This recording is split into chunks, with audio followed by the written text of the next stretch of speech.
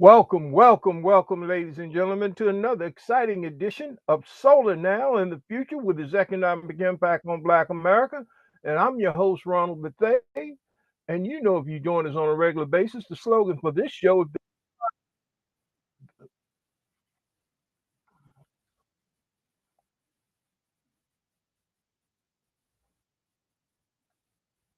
and you, if there's power in numbers, then the Positive Change Purchasing Cooperative LLC captures that power for your financial benefit. The Positive Change Purchasing Cooperative serves as an economic blueprint for renewable energy companies, both large and small, along with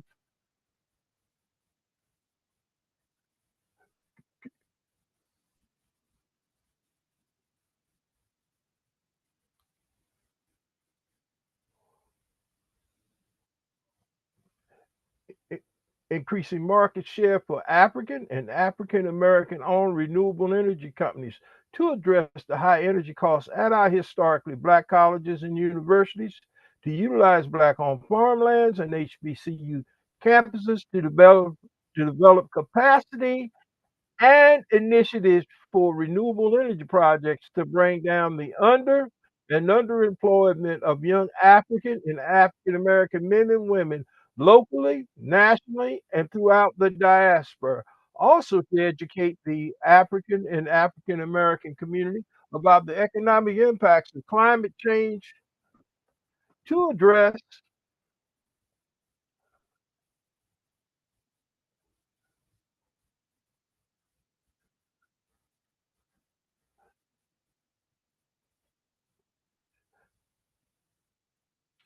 the issues that we are dealing with as people of African descent here in 2025. And we're all blessed to be alive. Yes, yes, ladies and gentlemen. Thank you for joining us again for an exciting edition of Solar Now and the Future with its economic impact on Black America. Ladies and gentlemen, we're doing a special recording this evening. We normally do our show at 11 a.m. on Wednesdays afternoons, but we had some technical difficulties this morning. We did a recording with Mr. Will Shirley of Sundial Solar USA, based out of Jackson, Mississippi. He is a business associate and one of our founding members of the National Association of Blacks in Solar. We were also joined by Mr. Chuck Banks, who is a retired engineer, and he is also a member of our board of directors for the National Association of Blacks in Solar. With that being said, ladies and gentlemen, we are going to jump right on into our topic of discussion for this evening. Now, we're looking right now, ladies and gentlemen, at a very, very interesting phenomena with the Senate Financing Committee, and our leadoff and our subject matter of discussion this evening is Senate Finance Committee Proposal 48E tax cliff puts the Inflation Reduction Act, the IRA, in jeopardy. Now, if you're not familiar with the Inflation Reduction Act, ladies and gentlemen, the Inflation Reduction Act was a part of the Executive Order 14096, which President Joe Biden signed the first day he came to office back in 2020. This particular executive order gave rise to the Invest in America agenda, which we had Build Back Better and the Inflation Reduction Act.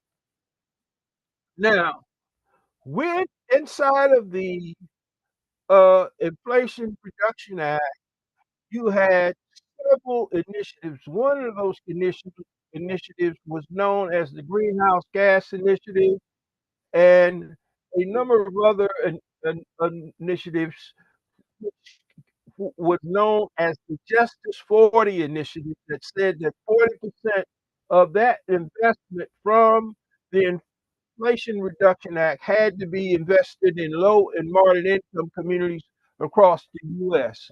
And the Biden and Harris administration brought in $1.7 trillion in foreign investment to the US to jumpstart the clean energy revolution here in this country. It was the largest investment in the history of this country to bring back manufacturing, as well as Executive Order 1408, which dealt with combating climate change here domestically in the US as well as abroad, and Executive Order 13985, which created equity, diversity, and inclusion across all six federal agencies.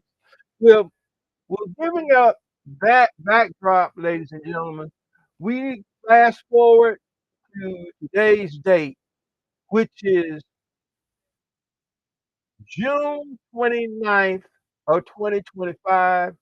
And I guess we're all blessed to still be alive because we all know that uh, a election took place in 2024, and it has brought ushered back in a term for the person who I referred to as COVID 45 plus two with 34 felony counts coming straight at you.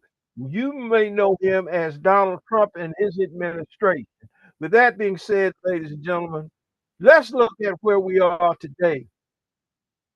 There is a bill which has been referred to as the big, I call it brutal, uh, tragic legislation known as the reconciliation bill, which the reading started on Saturday night at 11 p.m. and it went on all day, all night long until today, which is the 30th of June. Uh, a- uh, and the United States Senate, the Democratic have forced the reading of the entire 940 pages of this bill because nobody knows what's in that bill. Now, a number of organizations and media, of course, have the media has been covering this all day long on CNN, MSNBC, C-SPAN, and the major news media.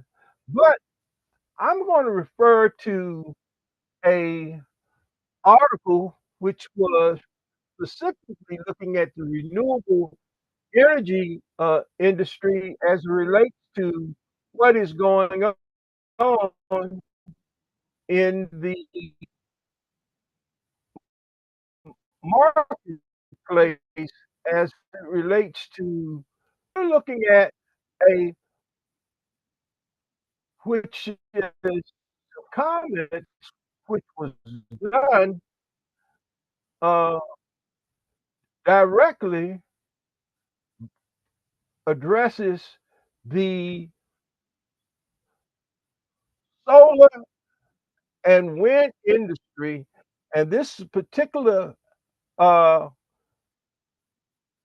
interview, which was conducted by Ann Fletcher, who is the senior editor for PV Magazine USA. She interviewed one of the top executives for QCell. QCell is the largest manufacturer of solar panels in the North American hemisphere. And it is a no, it's a Korean billionaire who invested $3 billion in Dalton, Georgia to build the first large scale solar manufacturing plant here in the US. The executive for QCell went on to say the original iteration of the 48E investment tax credit for solar and wind projects in the IRA covers 30% of the installed system cost. In the Senate Finance Committee proposal, the credit is reduced by to 60% of its value by the end of 2026 and 20% of its value by the end of 2027. And all projects beginning construction by 2028 are ineligible for the credit. A reduction in credits would put the installations at risk and would slow down growth not only in the clean energy production sector, but also in the domestic manufacturing as well, according to the executive for QCell. This was also backed up by another reference article that I'd like to jump right into, which was basically done by the executive director for the Evergreen Action Group, which is a nonprofit organization that does an outstanding job with their online reporting on renewable energy. And this article was part of uh, this statement was taken from an article dated June 28, 2025, written by the executive director, stating the following: Big oil backed Republicans push Senate rules to the limit to sabotage clean energy in an updated billionaire bill. The statement went on to say, ladies and gentlemen, Senate Republicans have pushed the rules to the limit to sabotage clean energy boom on behalf of corporate polluters who are terrified of cheaper, faster to build competition. Working people be damned. After all, corruption is a price of doing business for the fossil fuel CEOs who bought access to the politicians writing this bill. It's no surprise that the Republicans tried to and failed to sneak provisions into the billionaire giveaway bill to let cars pollute more and legalize bribery for the gas industry. But even after the parliamentarians shot down their egregious abuses of reconciliation rules, this updated text is still catastrophic. Republicans are knowingly attempting to tank America's clean energy and manufacturing industry, despite billions of dollars of investment and hundreds of thousands of jobs in their own states. At the same time, they are selling our public lands on the cheap to prop up profits for their corporate funders. If they succeed, it's their own voters who will lose job opportunities, pay skyrocketing energy bills, and face worsening climate crisis while their donors cash in. Now, this was a statement that Mrs. Uh,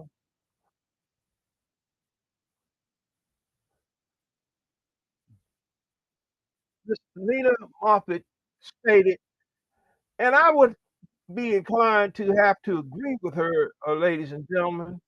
We have taken a deep dive in looking at the analysis which has been done by the Evergreen Action team on the bill and some of the many uh, changes that are taking place as we speak. Now, the House and Senate has been busy all day long drawing the attention to the, these re very, very repressive, uh, uh, changes in this bill known as the so-called Big Beau Beautiful Bill, which I refer to as the Big Brutal Bill to the American working class public. Now, so we're gonna take a, sorta deep dive right into that as it relates to those articles that will bring light on these issues as it it relates to what's actually going on. And this particular article is entitled Analysis Senate GOP's Update Mega Bill is Even Worse Disaster for Affordable Ability, Jobs, and Clean Energy. Now, we're going to dig jump right on into what is going on as it relates to some of the changes in the legislation and the revision that they came out with. With now, Senate Republicans have released an update text of their version of Trump's tax mega bill ahead of the expected motion to proceed. Now, the motion for to proceed did take place this morning, and because of that, the Democratic arm and representatives in the U.S. Senate forced the reading of the entire 940 pages. So this has not passed as of yet. And you have had interviews all day long. If you have been paying attention to the news media around this reconciliation bill, it's official. Republican Senate leadership has released an updated version of their tax mega bill, which will likely be the version that goes to the floor for the final vote. And somehow it's even worse than the Senate Republicans what are proposing passing legislation which will lock in higher household energy bills, kill American jobs, sell out the health and working frontline communities, harm Medicaid, jeopardize food assistance, and torch our future. If this bill passes, Republicans will be responsible for the loss of some 800,000 jobs, ladies and gentlemen. Let me be clear what I just said. They will be responsible for the loss of some 800,000 jobs, and you'll be able to find a link there that talks about assessing the impact of the 2025 reconciliation bill on the U.S. energy costs, jobs, health, and emissions. And it jumps right into there and gives a very quick synopsis. Any innovation was modeled in energy and climate provisions of the House reconciliation bill, including all of the Inflation Reduction Act tax credits as well expanded oil and gas production. The proposal would harm the U.S. economy significantly with damaging streaming from higher energy costs, job loss, and lower the G- gross national product, the GPD. Between 26 and 34, year 2026 and 2034, the reconciliation window, the national gross national product will decrease by nearly $1.1 trillion cumulatively. Wholesale power prices would increase roughly 50% by 2035 from the loss of new generation capacity. Cumulative annual customers' energy costs would increase more than $18 billion in 2030 and more than $33 billion by 2035. Jobs fall by more than 800 and losses of more than 830,000 in 2030 and nearly 720,000 in 2035. Additionally, wind and solar storage growth falls substantially at the same time when the grid needs more power due to growing electricity demands.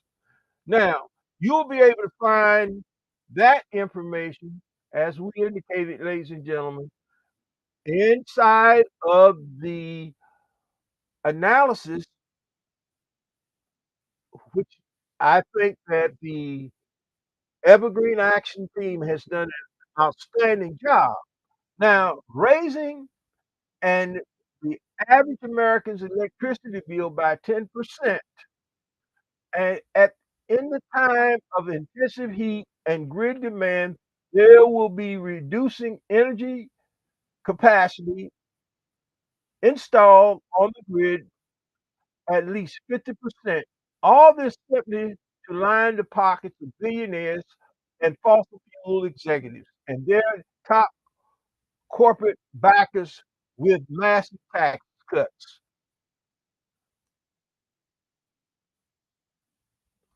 We analyzed the latest proposed Senate bill text, and for the Senate Finance Committee, the Senate Energy and National Resources Committee, and the Senate Environmental and Public Works committees to explain how these sweeping cuts will harm pocketbooks, health, and our planet. In our coming days, the Senate is expected to put this chilling legislation to vote. It, if it passes, the GPO mega bill will return to the House for passage. As this process unfolds, we will continue to provide updates on this disastrous tax package. What's the status of this so-called one big beautiful bill, which I refer to as beautiful one big brutal bill?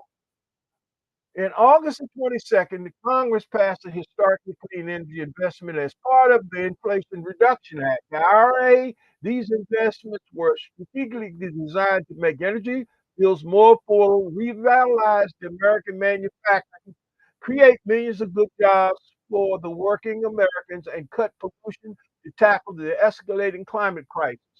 The congressional Republicans now have unleashed a full-scale attack on these transformative investments, even though the lion's share of the benefits from these investments have been flowing to GOP districts. And see, that's the irony in this, ladies and gentlemen. The, the, the genius of the Biden and Harris administration is that they place most of these investments in Republican red states. In the first part of the GOP's plan, culminated culminated in May when the House Republicans passed their so-called One Big Beautiful Bill. This bill lumped together a series of devastating cuts to Medicaid, food assistance, with an attempt to functionally repeal and completely eliminate critically clean energy tax credits, advantage manufacturing credits, environmental justice block grants, and greenhouse gas initiative funds. The GOP's disastrous bill then moved to the Senate, where Republicans proposed further cuts to the clean energy provisions, food assistance, Medicare, during the committee markup process.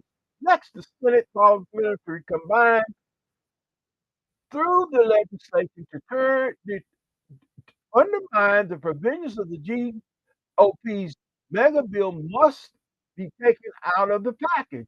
A procedural prerequisite for passage of the reconciliation bill, along with provisions knocked out of the bill, were previously proposed. Repeal the right of duty and median uh, duty vehicle emission standards and formal provisions that would have allowed natural gas exporters to pay the fees to have dangerous liquefied natural gas projects automatically deemed in the public's interest. Now that the parliamentary reviews is mostly over, the Senate has released an updated text. Now let's drill down in this on this committee on the Finance Committee summary of what the Senate Finance Committee proposed. This is what was proposed, ladies and gentlemen. The Senate Committee on Finance covers the tax writing for revenue-raising elements of the reconciliation bill.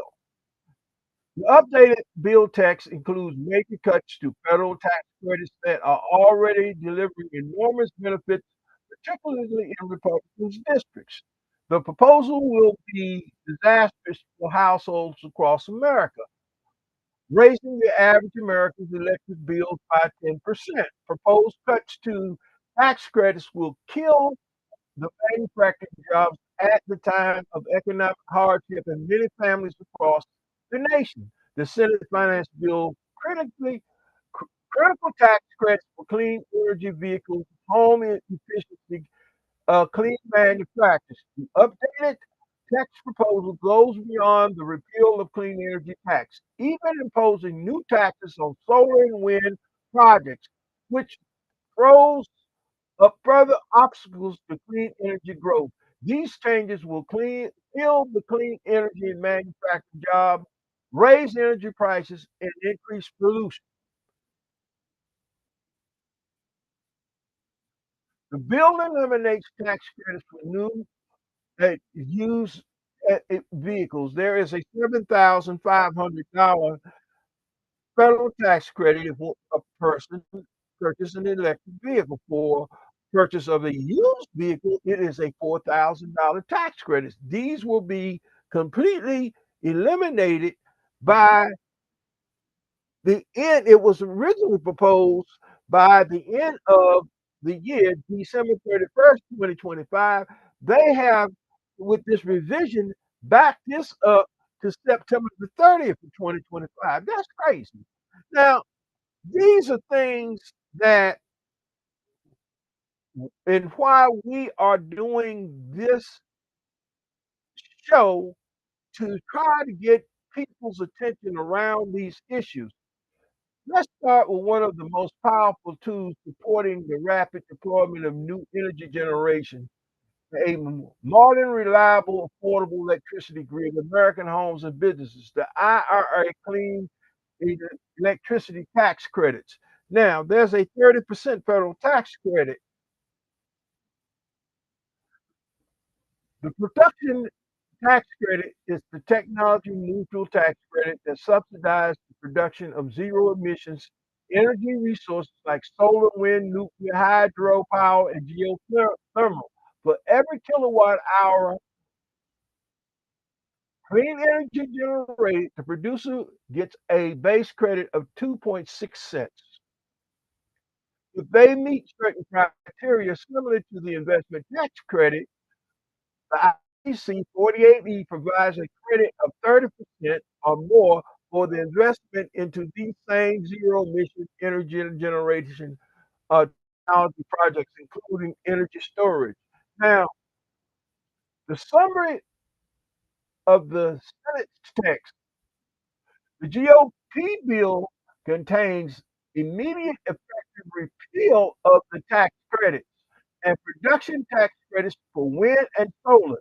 It requires that projects be placed in service by December 31st, 2027 to get the credit, which applies to wind and solar only. Farm entities concerned requirements begin immediately. Additionally, a new excise tax is imposed on all solar and wind facilities. Not only of these would have qualified for the 45Y to 48B, but the amount equal to 30% solar. Now, these are issues that are going on as we speak, ladies and gentlemen. Now, I'm looking at these uh, situations as it relates to the immediately how will impact industry. As I've indicated this morning, I had the privilege of having on the Zoom call that I'm recording again this evening, Mr. Will R. Shirley, who is the CEO of Sundown Solar USA based in Jackson, Mississippi. Now, Will being the only African American with a solar installation and design firm located in the state of Mississippi, has been working around and with an initiative called the Solar for All Initiative. Let me sort of give you an idea on what we have been able to research and put together with the timeline. The Biden and Harris administration, we know, came to power in 2020. It took his administration the entire 4 years. They had to write get the legislation passed. They had to write policy for all six federal agencies. They had to create the departments to write and implement these initiatives through the six federal agencies, through the offices called EJE, on all six federal agencies. Now, if you've been following this platform, Solar Now in the Future, with its economic impact on Black America, we've had Shaleo Marset, who is former head of assistant at the Department of Energy. She was on this platform several times. I've done several uh, national syndicated radio shows with her talking about the offices of EJE. Those offices have been completely eliminated under the Trump administration.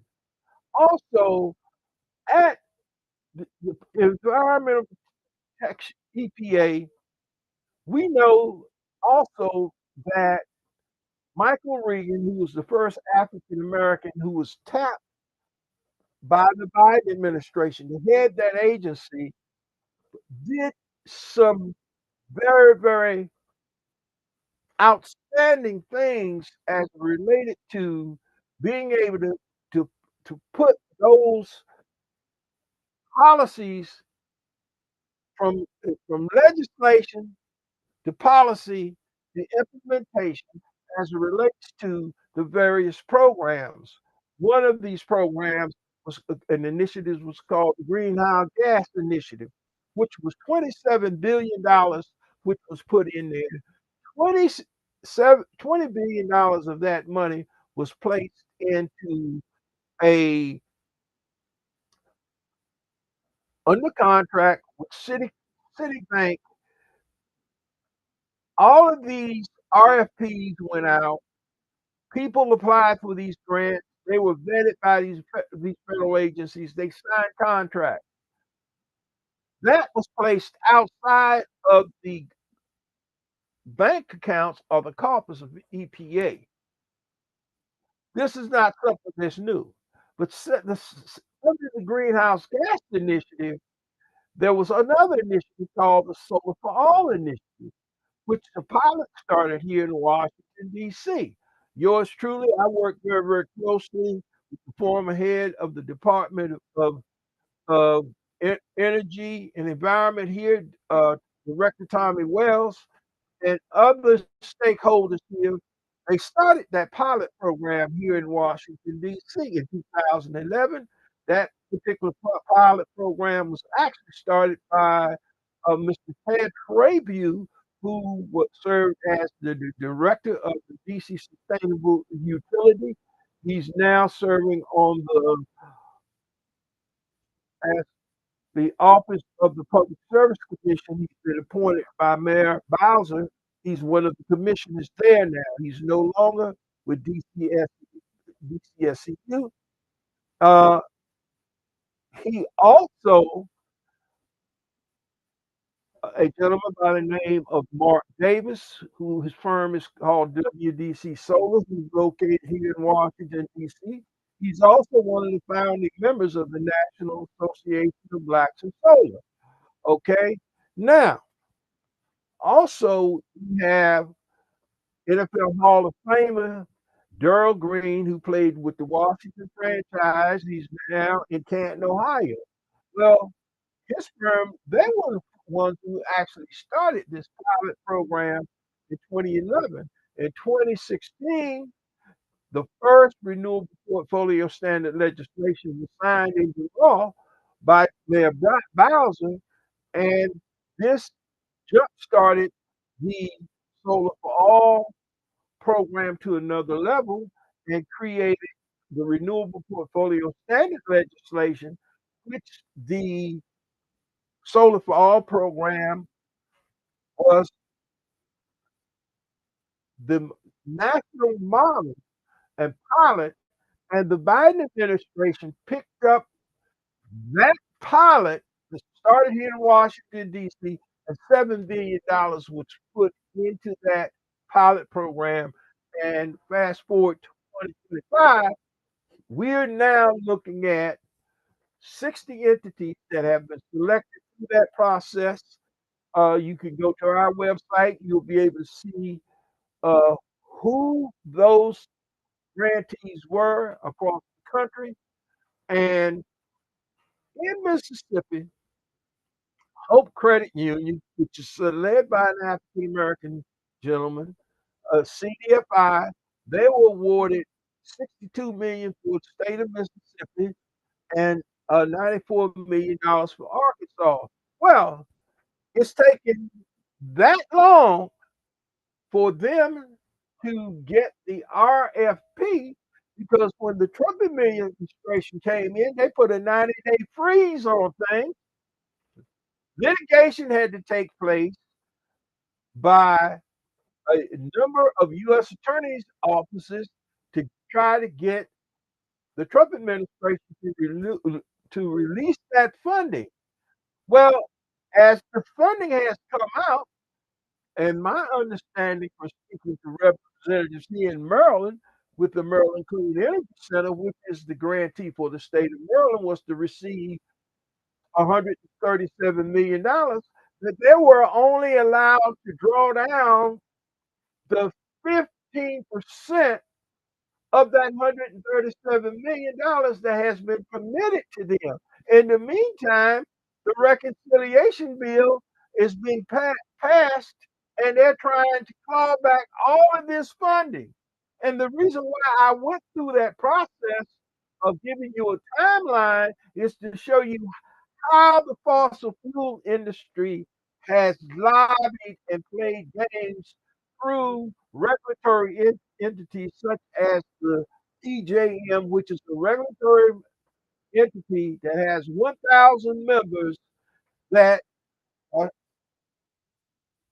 control what kind 13 states in the District of Columbia, Virginia, DC, Maryland, Pennsylvania, Delaware, New Jersey, New York, Illinois, Ohio. These are the entities that make up those that the PJM region. The PJM determines what type of energy that can come online, the permitting process, what percentage of renewables will come online, and it has 65 million in population in those 13 states. And we were targeted to receive a $21 billion electricity rate hike had it not been for Governor Shapiro of Pennsylvania who bought litigation back in December of 2023 to stop this 800% rate hike on natural gas. Now, this specific litigation was filed with the Federal Regulatory Commission here in Washington, D.C. He was able to get the other 12 governors and the mayor of D.C. and the Office of the Public Service Commission, Office of the People's Counsel, and each one of these states and the U.S. attorneys to join in that litigation to stop that $21 billion electricity rate hike.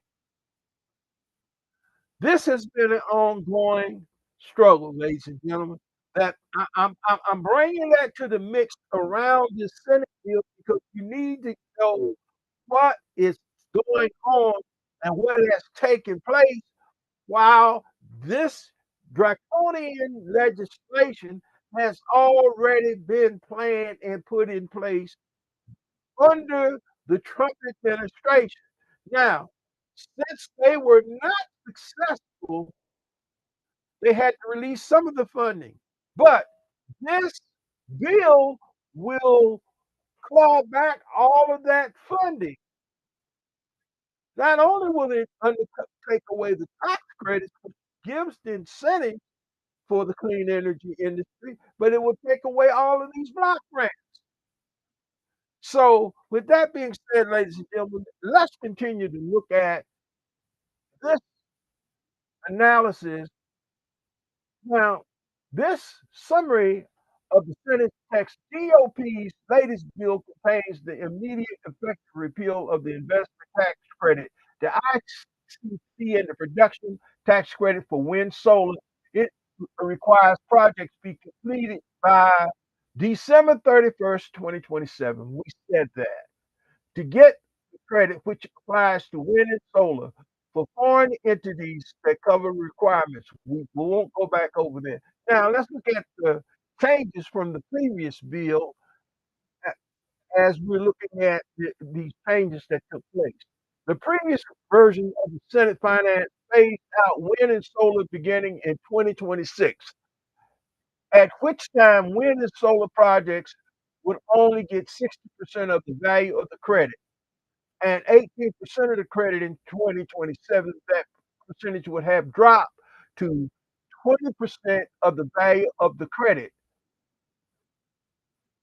6% credit, and by 2028, the credit would completely phase out for hydropower, nuclear, and geothermal, and the credit remain available at 100% of the credit value to 2033. Now, when we look at that, you say, well, why is that? Can we use the word data centers? Let's look at what is going on as it in, as in the whole picture. Data centers are projected right now to be taking about 12% of all U.S. energy produced in the U.S. You can go to our news and events tab. You'll be able to find a YouTube video that of a data center summit that took place in Dubai, Saudi Arabia. Bloomberg was one of the host groups for that organization, and they said, "Well, we have everything we need in terms of money, land, financing, in all the major industries. We're talking about the banking industry, the insurance industry. Everybody's on board with this. These investors, investors are building data centers worldwide. They said we have everything we need, but the power and water. So when you begin to look at why hydro and nuclear and geothermal credits remain available because the fossil fuel industry needs those industries to utilize natural gas and and gas turbines to power these data centers. You will also find out, ladies and gentlemen, that if you build a as fast as these data centers are coming online, Northern Virginia probably has the largest cluster of these new data centers. There is also an article which you will be able to find under our archives for last month talking about Watchdog Group for Maryland. The Office of the People's Counsel here filed a joint lawsuit with New Jersey and New York concerning these data centers because we have all been subject to an $800 million hit on our electricity bills through the 13 state region. And it came as a 20% rate hike here in Maryland and the District of Columbia. That went in effect as of June 1st, 2025. So we're already being hit by these costs. But this is because of data centers that are being built in the state of Virginia with $6 billion in infrastructure to build high power transfer commission lines to transfer that energy from those gas turbines to get that energy to those data centers. Well, why should we as residents in these other states be saddled with that cost? The article speaks to that. You want to connect the dots around that. Now, as we begin to look at why these other industries on hydro, nuclear, geothermal credits remain the same because that means that the fossil fuel industry has to construct the necessary infrastructure to utilize those forms of energy in order to power these data centers. Key impacts. The latest Senate version will effectively repeal the credits and immediately and crush the booming manufacturing and clean energy industries in communities around the United States. Repealing the clean energy tax credits would worsen the affordability crisis, raise energy bills, harm grid reliability, kill jobs, and inflame the climate crisis. Skyrocketing energy prices. Senate proposed the repeal of the clean energy tax credits would raise American households' energy bill, would increase annual bills for up to $100 to $220 per household across the country. And in 2040, they're talking about $500 a year in the same states. Kill good paying jobs. Repeal the of the 45Y and 48E clean energy tax credits alone would result roughly in they're saying 100,000 fewer full-time jobs across the country by 2040. Well, SEIA is talking about 830,000 jobs. So, you get the Solar Industry Trade Association uh, putting their numbers out. Here's another different number. But harm grid reliability. These tax credits are enhanced grid reliability in the face of decreasing the electricity bill with extreme weather, clean energy, and the fastest, cheapest way to add new power to the grid. In fact, clean energy accounts for 93% of energy capacity added to the grid last year. We're talking about 93% of the of of that energy that came online.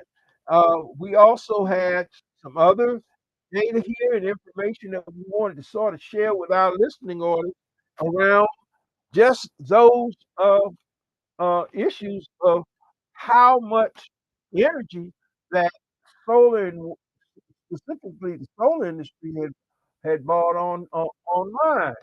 And in the statistical data and analysis of actual household payouts toward utilities across the U.S. in 97 U.S. zip codes. This was a research study done by Insight Utilities market size. Households spent reported in 2024 $451 billion for electricity. In 2024, U.S. solar power accounted for 66% of all new electricity generated capacity and in, in the US in 2024.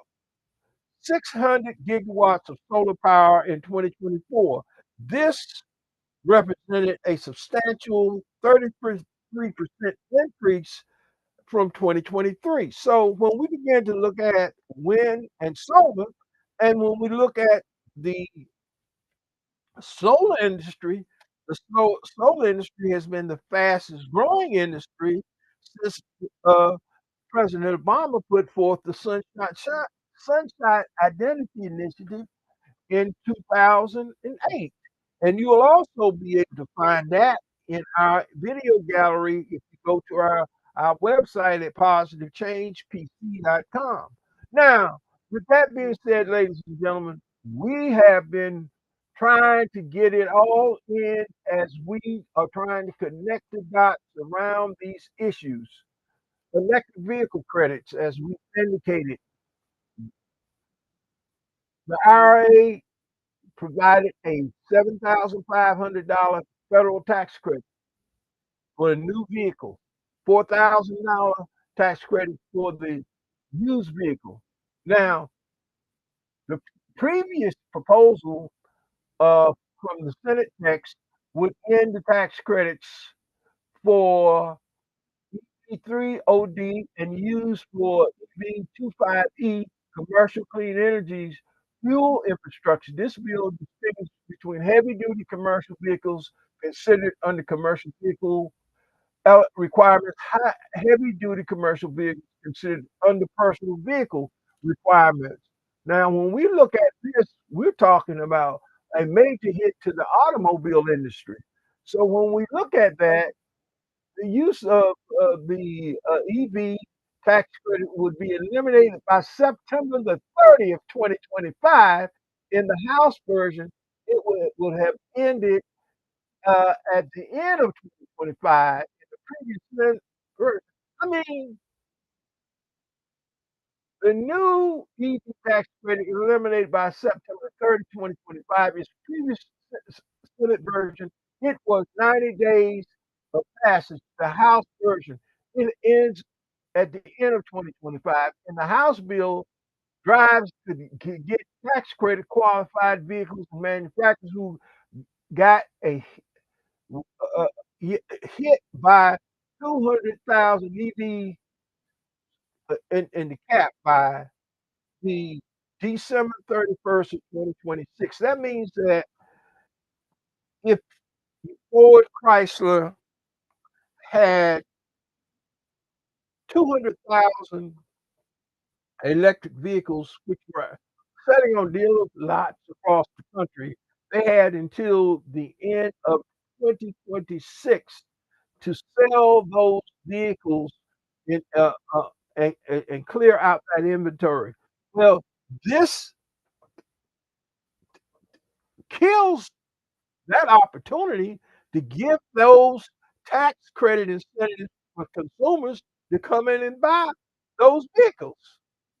So, as I'm trying to explain this as rapidly as I can to try to give you an idea on how draconian this action are by the GOP only to satisfy what the gas, oil, and coal industry lobbyists have had written into this legislation. Now, when we begin to look at manufacturing, you'll find the credits 45X and 45C, which talks about that. It gives you the original key impacts. And it talks about the CEO of Ford Motor Company and China, according to General Motors, they had just signed $1 billion agreement. All of these opportunities are out of the window. Toyota has just made commitments to invest $30 billion in North Carolina in the Federal Triangle to build a battery uh, uh, uh, uh, plant for electric vehicles, which they were going to be supplying cores for batteries for General Motors and Ford and Toyota here in the U.S. These are real projects. These are the things that are on the line, and you're going to shut the economy down because of that. It goes. This is excellent, ladies and gentlemen. It talks about manufacturing tax credit. It talks about the changes. It talks about home energy efficiency tax credit. It talks about the summary, updated tax changes to the previous bill, residential clean energy tax credit, foreign entity of concern summaries, other IRA programs affected by the Senate's finance bill. Now, it's all here. Environmental block grants. It talks about those grants. It talks about key impact emissions, methane emissions and waste reduction incentive programs, free programs under the National Environmental Policy Act, other IRA programs affected by the Senate. What don't didn't survive the very bad of the Senate EPA text? Oh, this is an excellent piece, ladies and gentlemen. We don't have time to cover any more of this information in today's uh, uh, show, but I think that we all need to be very attentive to what is going on as it relates to what's going on Capitol Hill. You need to be calling your senator, your congresspeople, and making sure that they are voting against this bill. This is a terrible piece of legislation, and it's going to impact upon all of us. Hashtag everything starts with energy, everything ends with energy. And ladies and gentlemen, remember, this show is brought to you every week by the Positive Change Purchasing Cooperative LLC, which serves as an economic blueprint for renewable energy companies, both large and small, along with the increasing market share for African American renewable energy companies to address the high energy costs at our historically black colleges and universities, to utilize black farmlands and HBCU campuses to develop capacity and initiatives for renewable energy projects to bring down underemployment of young African and African American men and women locally, nationally, and throughout the diaspora. Also educate the African and African American community about the economic impacts of climate change and the need for environmental education through Black Talk radio programs such as Solar Now and the Future with its economic impact on Black America. And ladies and gentlemen, I'm your host. And remember, when you go to our website at positivechangepc.com, you want to look at something. It's called a donate button. Now, We are not greedy, ladies and gentlemen, we are definitely needy. So we would greatly appreciate if you could make a donation to this show so that we can improve our delivery and our platform to bring you more information on a weekly basis. But this is called an emergency situation because we are in an emergency situation. And with that being said, ladies and gentlemen, we want you to meet us back here next week. We want you to meet us back here as we close another exciting edition of Solar Now and the Future, which is economic impact on Black America. And with that being said, ladies and gentlemen, we are in another exciting edition of Solar Now and the Future, which is economic impact on Black America. Until next week, we say go in peace.